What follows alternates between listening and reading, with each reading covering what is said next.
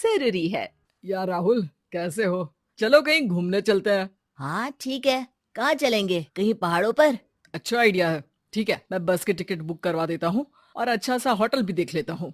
ठीक है भाई, लेकिन जल्दी करो।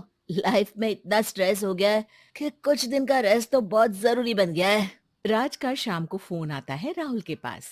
राहुल, मैंने टिकट बुक करवा दिया है। आज शाम की ही बस है। जल्दी से सामान पैक कर लो। ठीक है, सामान तो मैंने पहले ही पैक कर लिया है।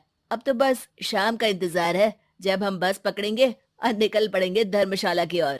शाम को दोनों दोस्त बस स्टॉप पर मिलते हैं और फिर वहाँ से निकल पड़ते हैं शिमला की ओर। सुबह होते होते ये दोनों दोस्त शिमला पहुँच गए, जहाँ ये होटल पहुँचे और वहाँ से निकल पड़े पहाड़ों पर घूमने। राज, यहाँ पहाड़ों पर कितना सुकून है ना। दूर दूर तक सिर्फ और सिर्फ पहाड़ ही है, और घूमने आए लोग भी यहाँ कितनी मस्ती कर रहे हैं। हाँ भाई, ये तो है। चलो कुछ खा ले। दोनों एक रेस्टोरेंट में पहुँच गए। वहाँ इनकी रेस्टोरेंट चलाने वाले लड़के से दोस्ती हो गई, जिसका नाम जितेंद्र था। जितेंद्र, तुम यहाँ कब से हो और रेस्टोरेंट खोलने का प्लान कैसे बनाया? अरे भाइयों, मैं तो यहीं का हूँ। बस बाहर कुछ साल के लिए गया था नौकरी करने, पर फिर लौट आया और अपने यहाँ ही रेस्टोरेंट खोल लिया। पिछले 6 साल से यहीं पर हूँ। अरे लेकिन जितेंद्र, एक बात तो बताओ, रेस्टोरेंट ही क्यों? कुछ और काम क्यों नहीं? और भैया, अपना तो ये मानना है कि आदमी दुनिया में कहीं भी हो, लेकिन उसे भूख तो लगेगी ही, और इसके लिए उसे खाना तो चाहिए ही। यानी ये धंधा कभी मंदा नहीं पड़ता, इसलिए ये काम शुरू किया था। लेकिन इस काम में क्या मुनाफा भी होता है या फिर बस ऐसे ही काम चल रहा है शौकियाना तौर पर?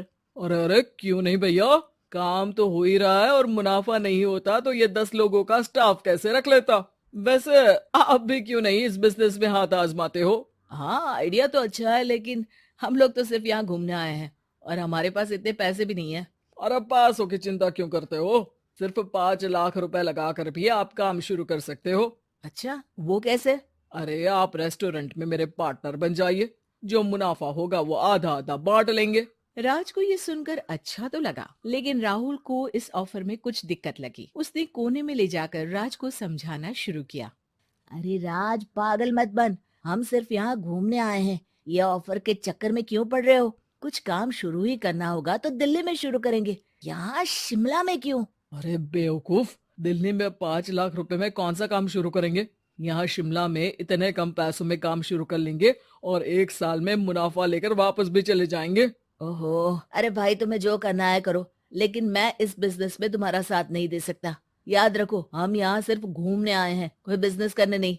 और इस जितेंद्र पर वैसे भी मुझे ज्यादा भरोसा नहीं हो रहा है। अरे तुम्हारी यही तो दिक्कत है, तुम्हें किसी पर भी भरोसा नहीं होता, लेकिन मुझे तो है।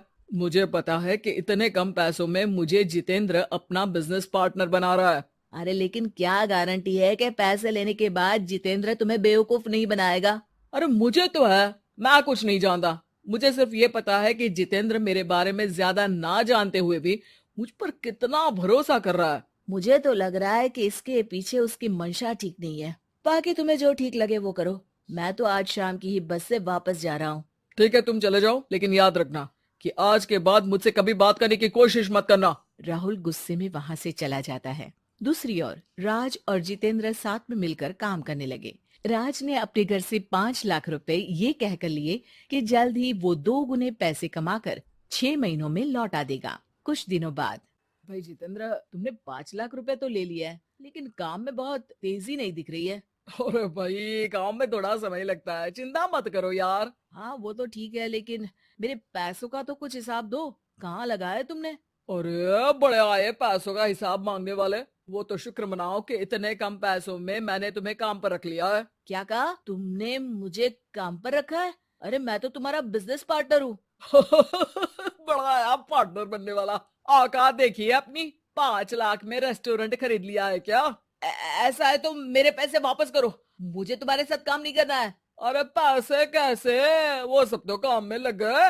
अब तुम्हें वापस जाना है तो चले जाओ, कोई पैसा नहीं मिलने वाला है। राज को अपने साथ होने वाले धोखे का एहसास हो चुका था, लेकिन तब तक देर हो चुकी थी। उसे अपने दोस्त राहुल की याद सताने लगी, जिसने पहले ही आगाह कर दिया था कि इस बिजनेस में धोखा है, लेकिन अब तो देर हो चुकी थी। राज को अब कोई रास्ता नहीं सूझ रहा था।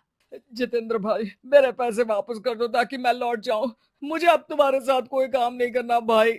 ये सुनते ही जितेंद्र अपने कुछ साथियों के साथ राज पर टूट पड़ा और उसकी जमकर पिटाई कर दी। राज बेहोश हो चुका था। जब उसने आंख खोली तो उसे अपने सामने पूरा परिवार, पुराना दोस्त राहुल भी दिखा। सभी को देखकर राज की आंख में आंसू आ गए। राहुल, मुझे माफ कर दो। अगर समय रहते मैं तुम्हारी बात मान लेता तो आज शायद ये दिन ना देखना पड़ता। अरे शुक्र मनाओ कि जान बच गई। वो तो भला हो एक आदमी का जिसने मुझे फोन कर दिया था, तभी तुम्हारी जान बच सकी। मुझे माफ कर दे दोस्त, तेरी सलाह ना मानकर मैंने बड़ी भूल की है। अरे अरे भाई, मेरे हाथ मत जोड़ो। बस ध्यान रखना कि अच्छा दोस्त आपको हमेशा अच्छी सलाह देता है, इसलिए दोस्तों की सलाह पर ध्यान देना चाहिए।